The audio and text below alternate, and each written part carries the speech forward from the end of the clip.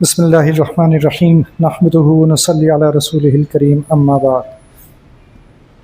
تو 2 ہجری میں ہوئی تھی جنگ بدر، اور اس کے بعد 2 ہجری کے ہی کچھ اور واقعات ہیں، ان میں سے ایک واقعہ اہم ہے اور وہ کہلاتا ہے غزوہ بنو قینقاع۔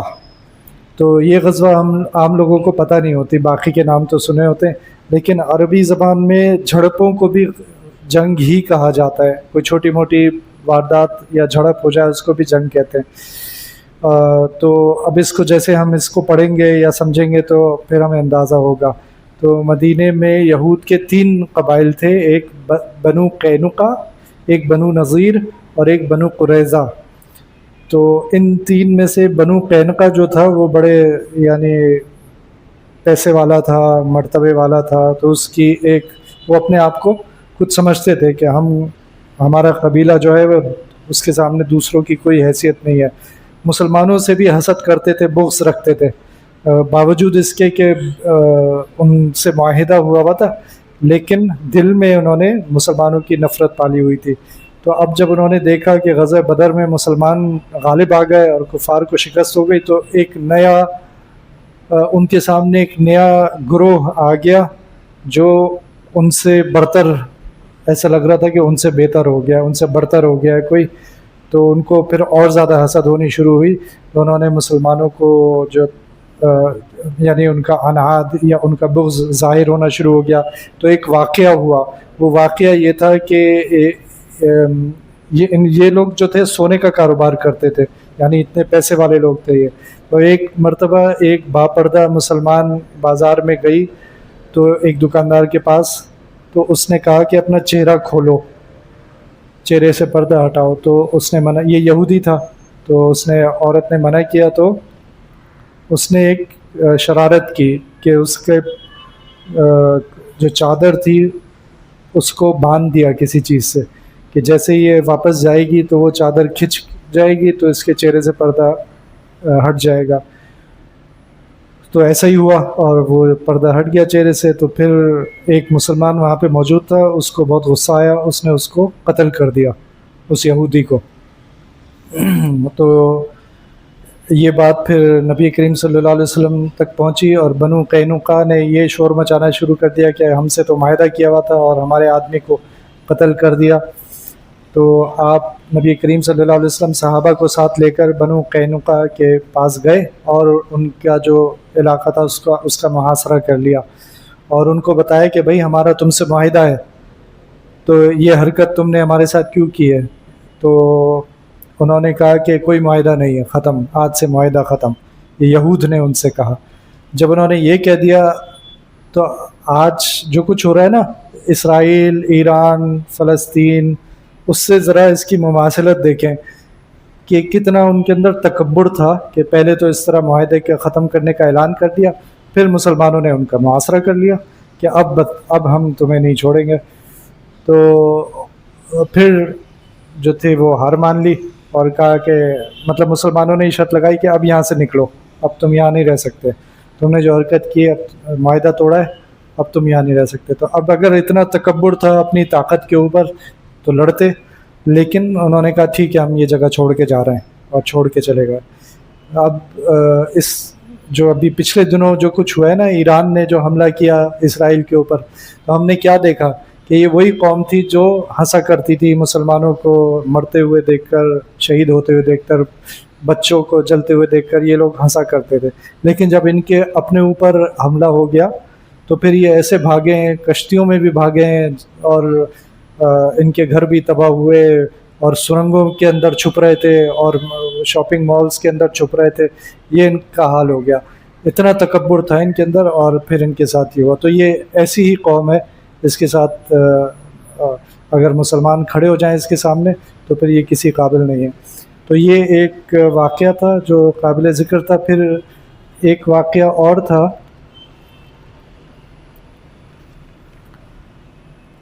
وہ بھی 3 ہجری میں آئے گا، اس سے پہلے 2 ہجری، یعنی یہ سارے واقعات 2 ہجری کے چل رہے ہیں۔ تو نبی کریم صلی اللہ علیہ وسلم کا انتقال کس ہجری میں ہوا تھا؟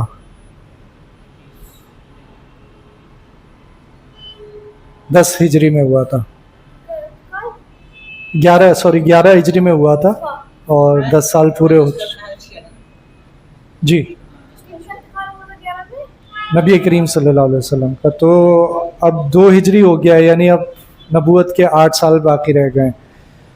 اور اس 2 ہجری میں پہلے ہم نے بات کی تھی نا کہ زیادہ احکام جو تھے وہ جو فرض ہمارے اوپر ہوئے ہیں وہ مدنی زندگی میں ہوئے ہیں. مکی زندگی میں تو صرف دلوں پر محنت ہو رہی تھی، تبلیغ ہو رہی تھی، دعوت ہو رہی تھی. تو اب جو احکام نازل ہونا شروع کیے اس میں ایک پہلا حکم تو یہ تھا کہ قبلے کی تحویل ہوئی. یہ معلوم ہے کہ مسلمان پہلے مدینہ شریف میں جب تھے تو قبلہ کون سا تھا ان کا؟ مسجد اقصیٰ. بیت اللہ شریف کی طرف نماز نہیں پڑھتے تھے بلکہ بیت المقدس کی طرف رخ کر کے نماز پڑھتے تھے. تو ابھی کوئی 16-17 مہینے ہوئے تھے مدینہ شریف میں کہ نبی کریم صلی اللہ علیہ وسلم ظہر کی نماز پڑھا رہے تھے اور قبیلہ محلہ جو تھا وہ تھا بنو سلمہ. تو وہاں پہ نماز پڑھا رہے تھے کہ وہی نازل ہو گئی نماز کے اندر، ظہر کی نماز کے اندر وہی نازل ہوئی اور اس میں اللہ تعالیٰ نے حکم دے دیا قبلہ تبدیل کرنے کا. نماز کے اندر ہی حکم ہو گیا. تو اب نبی صلی اللہ علیہ وسلم نماز کے اندر کیونکہ اب حکم ہو گیا تو اب تو انتظار نہیں کر سکتے، تو اسی نماز کی حالت میں ہی انہوں نے اپنا رخ بدل لیا. اور یہ جو پھر یہ مسجد کہلائی مسجد قبلتین، اس کا نام پڑ گیا مسجد قبلتین. نام سنا ہے کبھی؟ تو قبلتین کا مطلب یہ ہوتا ہے 2 قبلے، یعنی یہ وہ مسجد ہے جس میں ایک وقت میں 2 قبلوں کی طرف رخ کر کے نماز پڑھی گئی. تو ایک یہ واقعہ ہوا. اس کے بعد 2 ہجری میں ہی رمضان کے روزے فرض ہو گئے. تو مدنی زندگی میں رمضان کے روزے فرض ہو گئے. پھر عید الفطر کا بھی مسلمانوں کو ایک تحفہ مل گیا کہ رمضان کے روزے جب ختم ہو جائیں تو عید الفطر. اسی سال میں یعنی 2 ہجری میں ام المومنین حضرت عائشہ رضی اللہ عنہا کی رخصتی ہو گئی. یعنی پہلے تو نکاح ہوا تھا مکے میں اور اب رخصتی ہو گئی. اور پھر اسی سال میں عید الاضحیٰ کا بھی حکم آ گیا اور قربانی کا حکم آ گیا. اور اسی سال میں نبی کریم صلی اللہ علیہ وسلم کی سب سے چھوٹی اور سب سے لاڈلی بیٹی حضرت سیدہ فاطمہ الزہرا رضی اللہ عنہا ان کا نکاح ہوا. کن کے ساتھ؟ حضرت علی رضی اللہ عنہ کے ساتھ ان کا نکاح ہوا. تو یہ کچھ واقعات تھے جو 2 ہجری کے تھے. اب 3 ہجری میں بھی کچھ جھڑپیں ہوئیں. ان میں سے ایک میں آپ کے سامنے بتا رہا ہوں، باقی چھوٹی چھوٹی جھڑپیں تھیں، لیکن ایک واقعہ یہ تھا کہ ایک آدمی یہود کا ایک آدمی تھا کعب بن اشرف، شاعر تھا یہ، اور یہ شاعری کرتا تھا اس طرح کہ نبی کریم صلی اللہ علیہ وسلم کو تکلیف پہنچائے، ان کے بارے میں غلط باتیں کرتا تھا. تو اس کی باتوں سے نبی صلی اللہ علیہ وسلم کو بہت تکلیف پہنچتی تھی. بالآخر انہوں نے پوچھا کہ کون ہے جو اس کو قتل کرے گا. تو صحابی ہیں، جلیل القدر صحابی ہیں محمد بن مسلمہ رضی اللہ عنہ. انہوں نے کہا کہ میں قتل کروں گا، مجھے صرف اجازت دیجیے کہ میں کچھ وہ کر لوں، ہیلا یا بہانہ یا تدبیر کی اجازت دیجیے.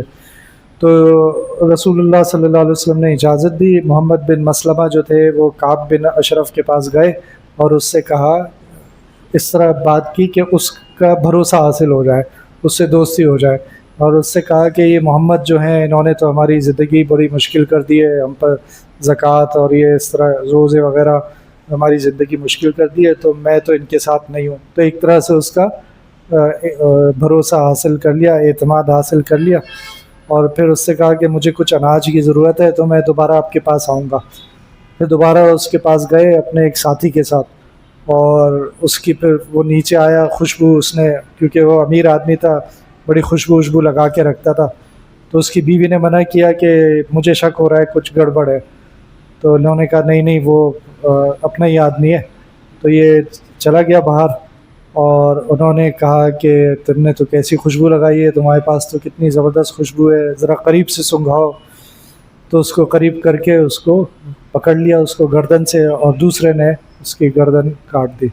تو اس طرح یہ نبی کریم صلی اللہ علیہ وسلم کو جو تکلیف پہنچاتا تھا کعب بن اشرف، اس کو جہنم رسید کر دیا گیا.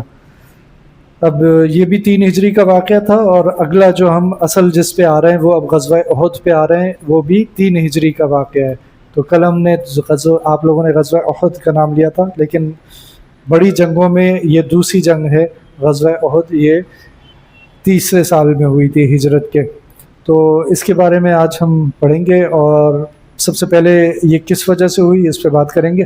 بدر میں بدترین شکست اور تجارتی راستوں کے بند ہو جانے کے بعد کفار مکہ بہت پریشان تھے، چنانچہ وہ دار الندوہ میں جمع ہوئے۔ یہ وہی جگہ ہے، میٹنگ روم ہے ان کا، یہاں پہ اپنی ساری میٹنگز کرتے ہیں، مجلس ان کی یہاں پہ ہوتی ہے، اور اس بارے میں مشورہ کرنے لگے۔ ابو سفیان جو تجارتی قافلہ لے کر لوٹا تھا، اس کا منافع ابھی تک تقسیم نہیں ہوا تھا۔ ان کو مکے کے نئے سرداروں نے اجازت دے دی کہ اس کا سارا نفع جنگ میں لگا دیا جائے۔ تو جو بہت سارا مال انہوں نے جمع کیا تھا، اس کو انہوں نے آپس میں طے کیا کہ اب یہ سارا مال ہم جنگ میں لگا دیں گے، اگلی جنگ میں۔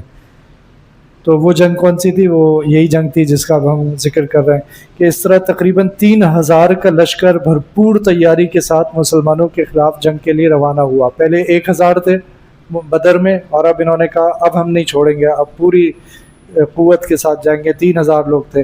رسول اللہ صلی اللہ علیہ وسلم کے چچا حضرت عباس رضی اللہ عنہ نے، جو خفیہ طور پر مسلمان ہو چکے تھے، تو یہ اس وقت تو مسلمان نہیں ہوئے تھے جب نبی کریم صلی اللہ علیہ وسلم مکہ مکرمہ میں تھے، بعد میں مسلمان ہو گئے، لیکن انہوں نے اظہار نہیں کیا۔ اظہار نہ کرنے کا یہ فائدہ ہوا کہ ان کو پتہ تھا، یہ مکے میں ہی تھے، یہ مدینہ شریف نہیں آئے تھے، انہوں نے خط لکھ دیا نبی صلی اللہ علیہ وسلم کو کہ یہاں یہ پلاننگ ہو رہی ہے اور آپ پہ حملہ ہونے والا ہے، لشکر یہاں سے روانہ ہو چکا ہے۔ وہ خط نبی کریم صلی اللہ علیہ وسلم کے پاس پہنچا تو رسول اللہ صلی اللہ علیہ وسلم قباء میں تھے، یعنی جہاں مسجد قباء ہے۔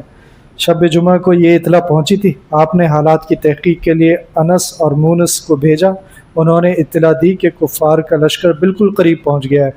اس کے بعد آپ نے حباب بن منذر کو لشکر کا اندازہ لگانے کے لیے بھیجا۔ انہوں نے آ کر صحیح اندازہ بتایا کہ دشمن کی تعداد 3,000 ہے۔ رات کے وقت انصار کے اکابر نے مسجد نبوی کا پہرا دیا اور مدینے کے اطراف میں پہرا لگایا۔ صبح کے وقت رسول اللہ صلی اللہ علیہ وسلم نے صحابہ کرام سے مشورہ کیا کہ مدینے کے اندر رہ کر مقابلہ کیا جائے یا باہر نکل کر، یہ مشورہ کیا۔ تو صحابہ کرام میں سے کچھ نے یہ مشورہ دیا کہ باہر نکل کے ان کا مقابلہ کرنا چاہیے۔ نبی صلی اللہ علیہ وسلم کی اپنی رائے یہ تھی کہ اندر ہی رہ کر مقابلہ کرنا چاہیے، لیکن جب کافی لوگوں نے یہ مشورہ دیا تو نبی کریم صلی اللہ علیہ وسلم نے انہی کی بات مانی، اور پھر تیار ہو کر زرہ وغیرہ پہن کر، اور جب باہر نکلے تو صحابہ کرام کو احساس ہوا کہ ہم نے غلط کیا، ہم نے اصرار کیا، ہمیں ایسا نہیں کرنا چاہیے تھا۔ تو وہ دوبارہ آئے نبی صلی اللہ علیہ وسلم کے پاس اور ان سے کہا کہ ہمیں اپنی غلطی کا احساس ہو رہا ہے، آپ کی رائے یہ تھی کہ مدینے کے اندر سے ہی مقابلہ کرنا چاہیے، لیکن ہم نے اصرار کیا اور آپ کی مرضی کے خلاف کیا، تو یہ ہم سے غلطی ہوئی ہے، آپ ہمیں معاف کر دیں اور واپس آپ ہی کے مشورے کے مطابق ہم جنگ کرتے ہیں۔ تو رسول اللہ صلی اللہ علیہ وسلم نے فرمایا کہ پیغمبر کے لیے جائز نہیں کہ ہتھیار باندھ کر اتار دے، اب اللہ کے حکم پر چلو اور جو میں کہوں اس پر عمل کرو۔ لہذا جو صحابہ کرام کا مشورہ تھا اسی پر عمل کیا گیا، اور 11 شوال کو مسلمانوں کی روانگی ہوئی عصر کی نماز کے بعد۔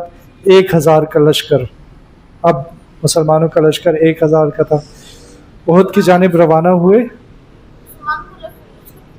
1,000۔ مدینے سے کچھ فاصلے پر واقع مسجد شیخین میں عشاء کی نماز ادا کی اور لشکر کو ترتیب دیا اور 14 سال کے بچوں کو واپس بھیج دیا۔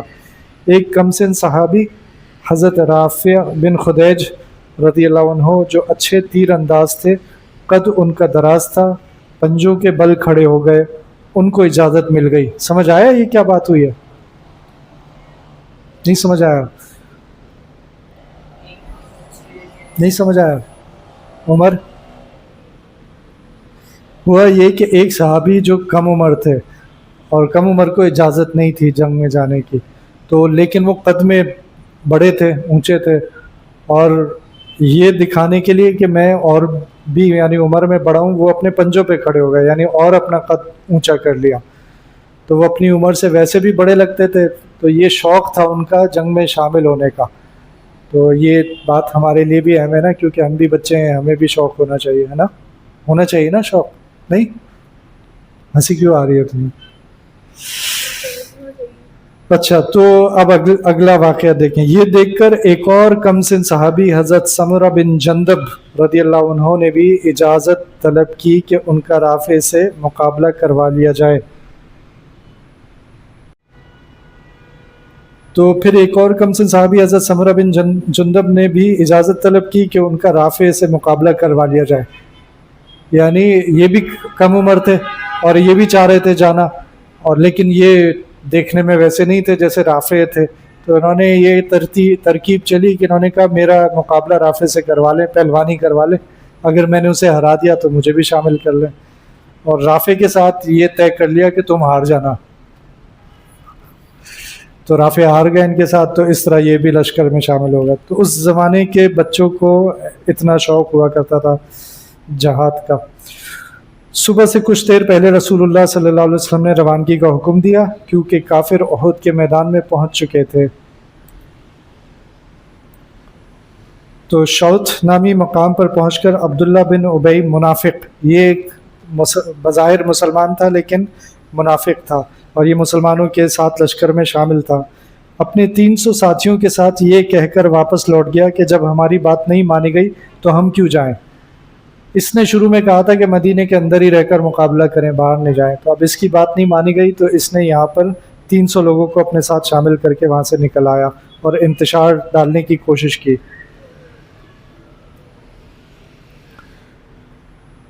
اور اس کا مقصد یہ تھا کہ مسلمانوں میں انتشار پھیل جائے اور بھی لوگ جو ہیں وہ واپس آ جائیں، لیکن اور کوئی واپس نہیں آیا.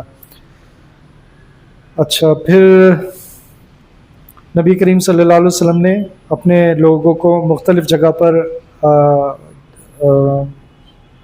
ان کی جگہ متعین کر کے انہیں بتا دیا کہ یہاں آپ ہوں گے، یہاں آپ ہوں گے، یہاں پہ ہوں گے. اور خاص طور پر ایک چھوٹی پہاڑی تھی، اس کے اوپر جو تھا جس گروپ کو متعین کیا تھا ان کو کہا کہ یہاں سے کسی صورت میں بھی نہیں ہٹنا. یہ واقعہ معلوم ہے احد کا؟ ہاں. تو اب لشکر کی ترتیب دی جا رہی ہے اور سب کو ان کی جگہیں بتائی جا رہی ہیں، اور رسول اللہ صلی اللہ علیہ وسلم کے چاروں طرف پہرے کے لیے جو حضرات موجود تھے، یعنی رسول اللہ صلی اللہ علیہ وسلم کی خصوصی حفاظت کے لیے جو لوگ موجود تھے، ان میں حضرت حمزہ رضی اللہ عنہ کی قیادت میں، اور دائیں طرف حضرت علی رضی اللہ عنہ، اور بائیں طرف زبیر بن عوام رضی اللہ عنہ، اور پیچھے کی جانب محمد بن مسلمہ. یہ نام سنا ہے محمد بن مسلمہ؟ ابھی تو سنا تھا 10 منٹ پہلے.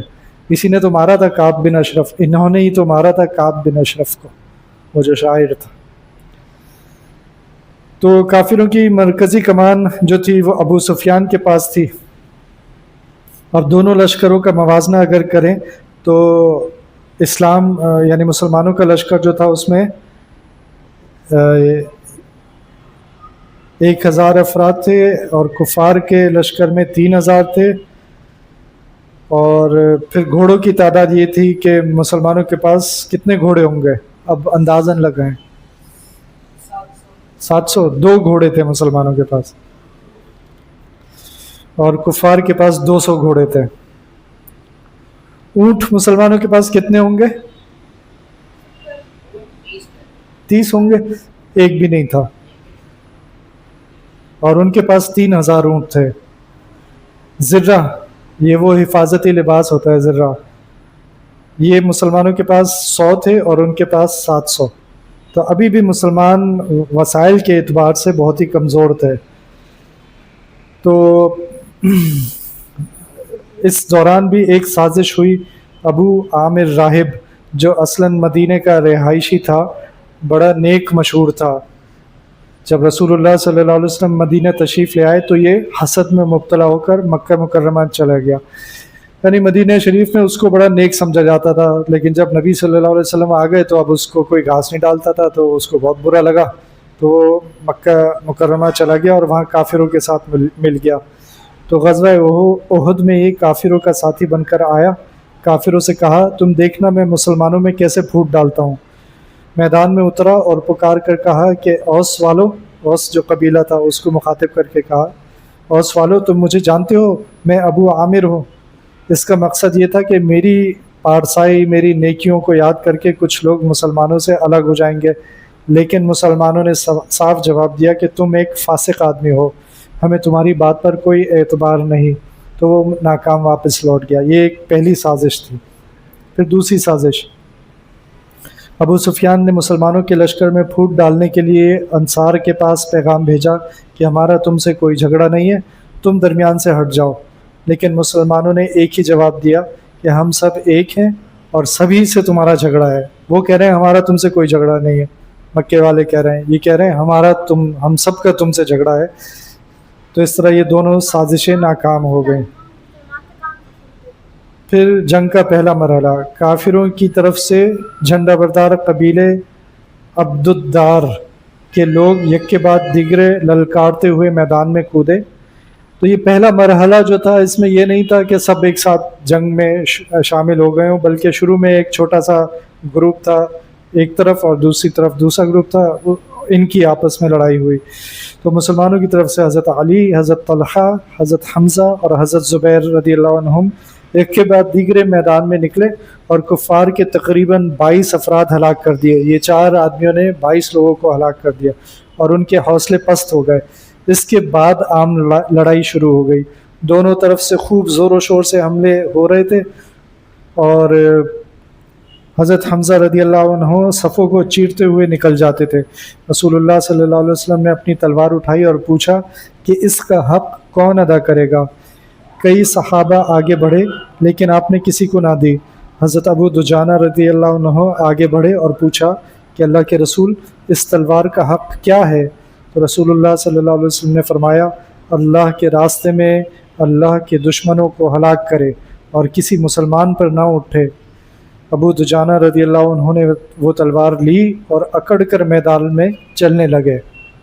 تو رسول اللہ صلی اللہ علیہ وسلم نے فرمایا، ایسا چلنا اللہ کو ناپسند ہے، یعنی ایسا چلنا اللہ کو پسند نہیں ہے۔ لیکن آگے فرمایا، لیکن جہاد کے میدان میں ابو دجانہ کا یہ چلنا اللہ کو بہت پسند ہے۔ تو اس کا مطلب یہ ہوا کہ جب کافروں سے یا دشمن سے مقابلہ ہو تو مسلمان کو اپنی قوت دکھانی چاہیے کہ ہم کمزور نہیں ہیں، ہم طاقتور ہیں۔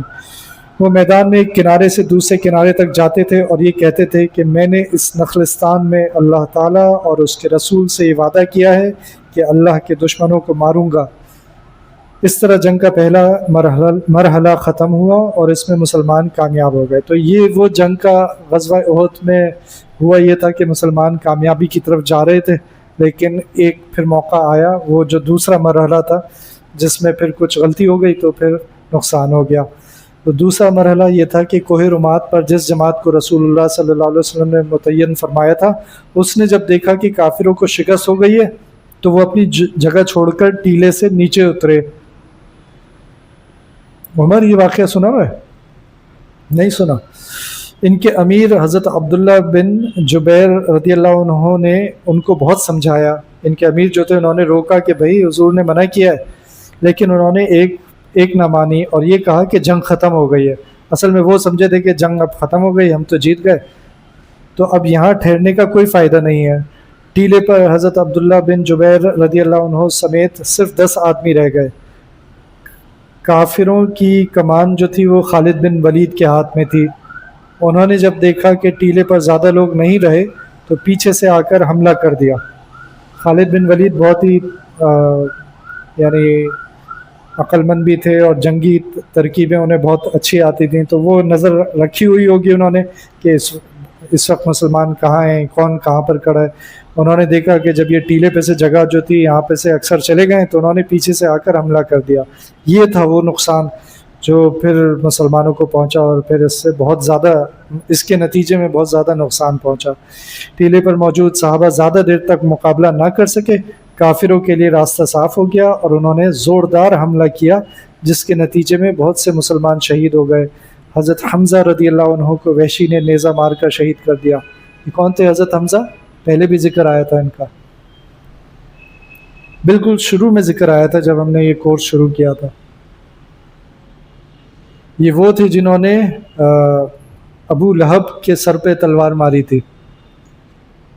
یاد آیا کچھ؟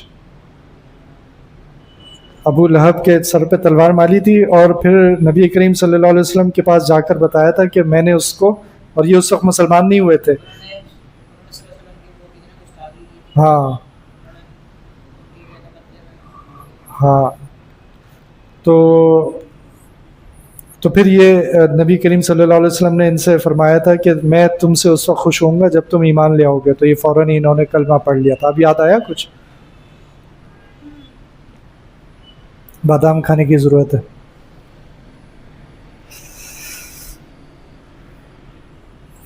تو اس طرح پھر کافروں کے لیے راستہ صاف ہو گیا اور انہوں نے زوردار حملہ کیا جس کے نتیجے میں بہت سے مسلمان شہید ہو گئے. حضرت حمزہ کو وحشی نے، یہ جس نے شہید کیا اس کا نام وحشی تھا، نے نیزہ مار کر شہید کر دیا. یہ وحشی جو تھا یہ بھی بعد میں یہ بھی مسلمان ہو گئے تھے. جنگ کا نقشہ بدل گیا. کفار رسول اللہ صلی اللہ علیہ وسلم کو شہید کرنے کے ارادے سے نزدیک پہنچ گئے، جبکہ آپ صلی اللہ علیہ وسلم کے ارد گرد چند صحابہ رہ گئے. خصوصاً 4 اشخاص رسول اللہ صلی اللہ علیہ وسلم کو شہید کرنے کے لیے بہت بےتاب تھے: عبداللہ بن شہاب، عبداللہ بن قمیہ، عتبہ بن ابی وقاص، ابی بن خلف. تو یہ 4 آدمی نبی صلی اللہ علیہ وسلم کو شہید کرنا چاہتے تھے. عبداللہ بن شہاب نے رسول اللہ صلی اللہ علیہ وسلم کو چہرے پر پتھر مار کر زخمی کر دیا. عبداللہ بن قمیہ نے آپ صلی اللہ علیہ وسلم پر تلوار کا وار کیا اور رسول اللہ صلی اللہ علیہ وسلم کی ذرہ چہرے میں گھس گئی. عتبہ بن ابی وقاص نے بھی پتھر مارا اور ابی بن خلف رسول اللہ صلی اللہ علیہ وسلم تک پہنچنے کا راستہ تلاش کر رہا تھا. رسول اللہ صلی اللہ علیہ وسلم نے دیکھا تو فرمایا اسے آنے دو. ٹھیک ہے، ایک کو ابی بن خلف کو رسول اللہ صلی اللہ علیہ وسلم نے فرمایا اسے آنے دو. آپ نے نشانہ لے کر نیزہ مارا جو اس کی گردن پر لگا. وہ چیختا ہوا بھاگا. لوگوں نے اسے کہا کہ ایک نیزے سے اتنا گھبرا گئے؟ تو اس نے کہا کہ تمہیں معلوم نہیں یہ محمد کی مار ہے. بالآخر وہ صرف کے مقام پر ہلاک ہو گیا. یہ سب جب جاری تھا تو پھر ایک واقعہ ایسا ہوا جس کی وجہ سے رسول اللہ صلی اللہ علیہ وسلم کی شہادت کی افواہ پھیل گئی کہ رسول اللہ صلی اللہ علیہ وسلم شہید ہو گئے. تو ایسے شدید حالات میں ایک بات یہ ہوئی کہ عبداللہ بن قمیہ نے حضرت مصعب بن عمیر کو نیزہ مار کر شہید کر دیا رضی اللہ عنہ. مصعب بن عمیر کون تھے؟ یہ نام بھی ہم نے سنا ہے.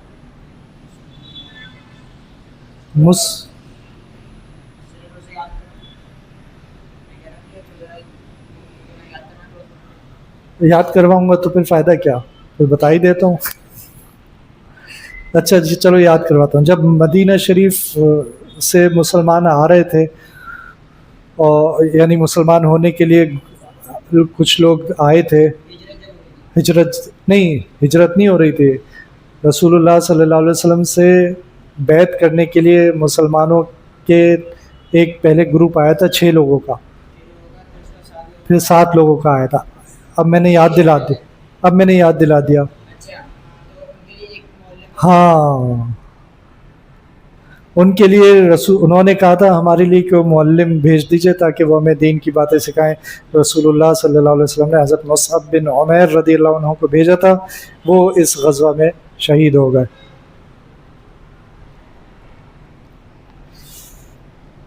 اچھا، کیونکہ ان کی جو صورت تھی وہ رسول اللہ صلی اللہ علیہ وسلم سے ملتی تھی، تو بعض لوگوں نے پھر یہ سمجھا کہ شاید رسول اللہ صلی اللہ علیہ وسلم شہید ہو گئے، اس لیے یہ افواہ پھیل گئی. اور یہ افواہ پھیلنا بہت ہی خطرناک تھا. یہ افواہ سن کر مسلمانوں کی 3 جماعتیں بن گئیں. ایک جماعت مایوس ہو کر واپس مدینے کی طرف چل پڑی. اب ویسے ہی کم تھے مسلمان اور حملے بھی خطرناک ہو رہے تھے. ان حالات میں ایک جماعت جو تھی وہ واپس جانے لگی مایوس ہو کر. دوسری جماعت جو تھی وہ رسول اللہ صلی اللہ علیہ وسلم کی حفاظت میں مصروف تھی. یہ تو چند ہی لوگ تھے جن کو پتہ تھا کہ ہمارے پیچھے رسول اللہ صلی اللہ علیہ وسلم ہے، یہ اپنے کام میں مصروف تھے. اور تیسری جماعت کافروں کی صفوں میں گھس کر بڑی بے جگری سے لڑنے لگی. انہوں نے سوچا کہ اب رسول اللہ صلی اللہ علیہ وسلم نہیں رہے تو ہماری زندگی کا کیا فائدہ ہے، اب تو ہم نہیں چھوڑیں گے کسی کو، یا تو ہم جائیں گے یا.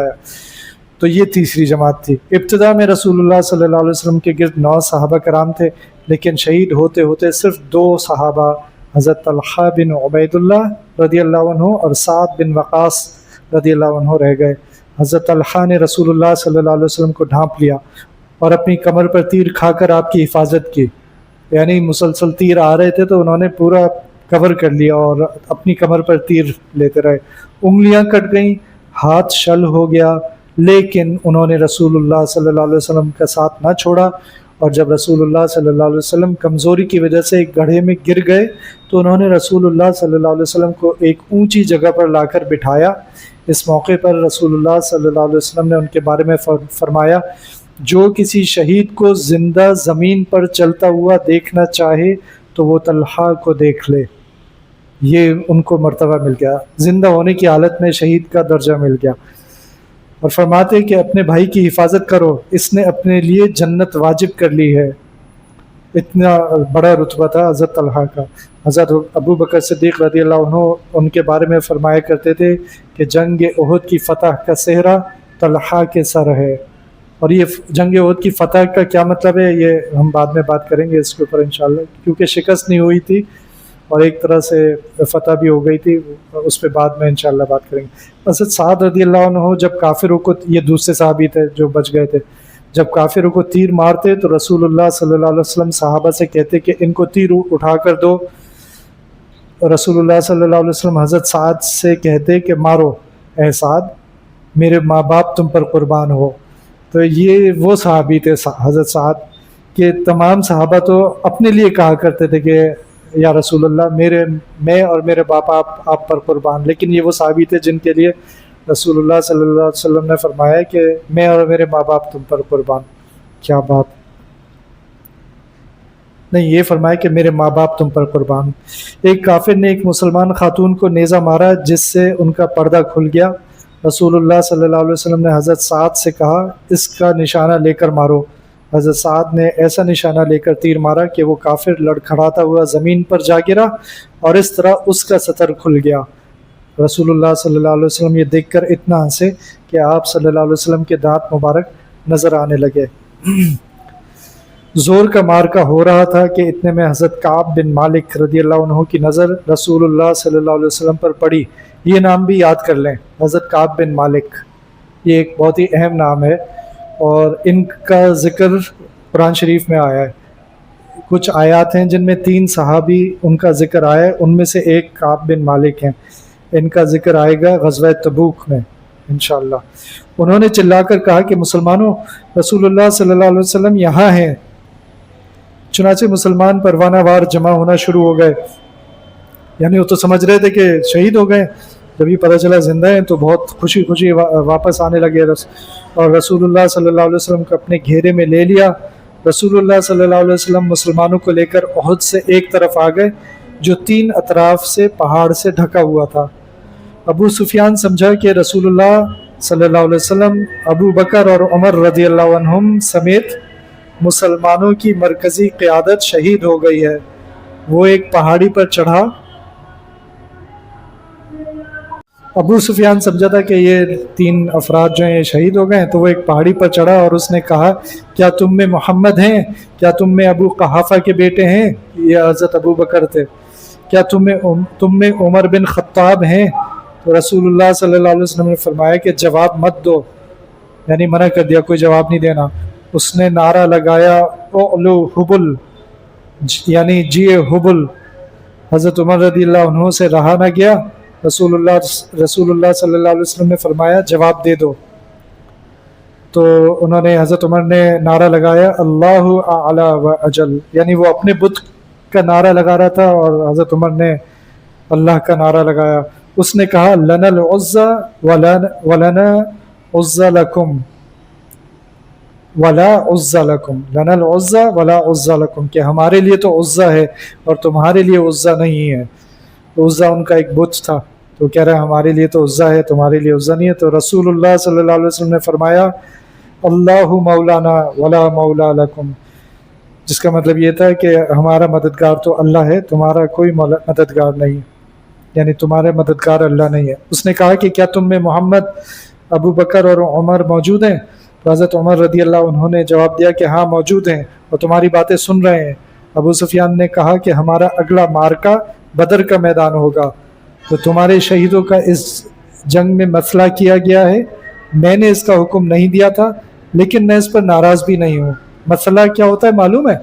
مسئلہ یہ ہوتا ہے کہ جسم کے ایک تو آپ نے مار دیا نا، اب وہ مر چکا ہے آدمی، اس کے بعد اس کی جسم کی بے حرمتی کرنا، اس کو مسئلہ کہتے ہیں، یعنی اس کے مزید ٹکڑے ٹکڑے کرنا۔ اور تو وہ کہہ رہا ہے کہ یہ میں نے نہیں کہا تھا یہ کرنے کو، لیکن میں اس پر ناخوش بھی نہیں ہوں، مجھے اس پر کوئی شرم بھی نہیں ہے کہ اگر ایسا کیا گیا۔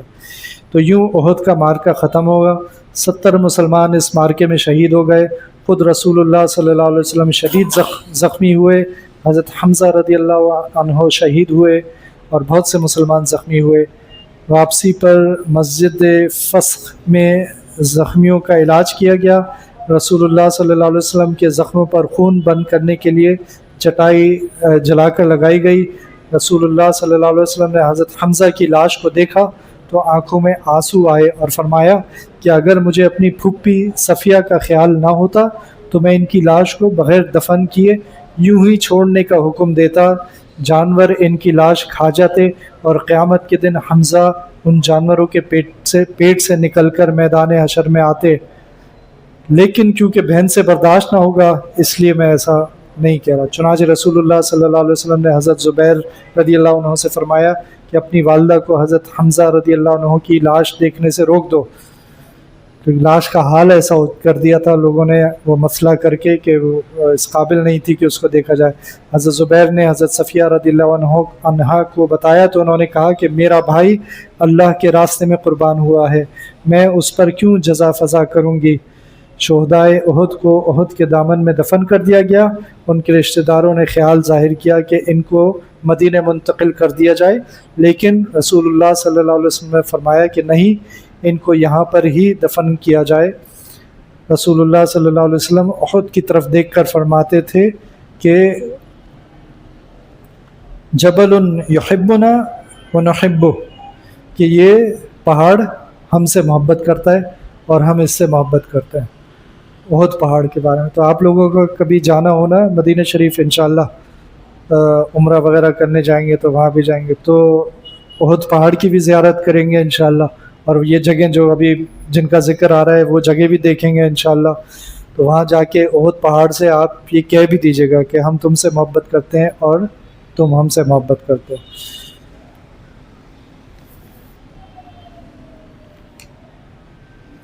شہداء اور مقتولین کی تعداد کتنی تھی؟ خزرج قبیلے کے 41، اوس قبیلے کے 24، مہاجرین میں سے 6۔ کل شہداء مسلمانوں کے کتنے تھے؟ 72، اور مشرکین کے مقتولین کتنے تھے؟ 37، تقریباً آدھے ان کے مرے تھے۔ تو یہ آج کا سبق تھا۔ آج کی حدیث ہے قل آمنت باللہ ثم استقم، یہ شاید پہلے بھی آپ لوگوں نے سنی ہوگی کسی بیان میں، یاد ہے کچھ؟ قل آمنت باللہ ثم استقم، کہو کہ میں ایمان لایا اللہ پر۔ یہ نبی کریم صلی اللہ علیہ وسلم نے کسی کو فرمایا تھا کہ کہو میں ایمان لایا اللہ پر اور پھر اس پر ڈٹ جاؤ، ثم استقم، استقامت والا ڈٹ جانا جو، پھر اس پر ڈٹ جاؤ۔ کیا مطلب ہوا اس کا؟ کیا مطلب ہوا ڈٹ جانے کا؟ کیا مطلب ہوا کہ میں ایمان لایا اللہ پر اور پھر اس پر ڈٹ جاؤ؟ اس ڈٹ جانے کا مطلب کیا ہوا؟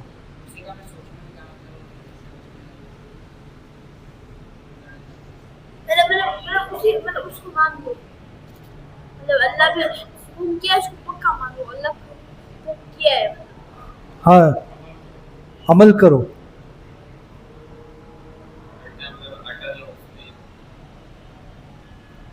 دوبارہ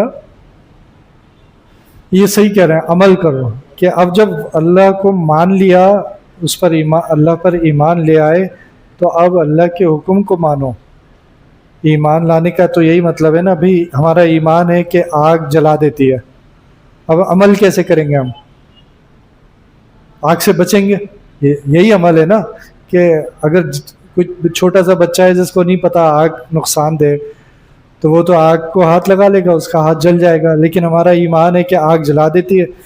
تو ایمان کا تقاضا یہ ہے کہ اب ہم اس پہ عمل بھی کریں، اور آگ سے بچیں. تو اب اللہ کو جب اپنا رب مان لیا ہم نے تو پھر اب اس کا تقاضا یہ ہے کہ اللہ تعالیٰ نے جو جو ہمیں حکم دیے ان تمام حکم پر عمل کریں، جن جن چیزوں سے روکا ہے ان چیزوں سے اپنے آپ کو روکیں. تو ثم استقم کا مطلب یہ ہے کہ اب اس پر ڈٹ جاؤ.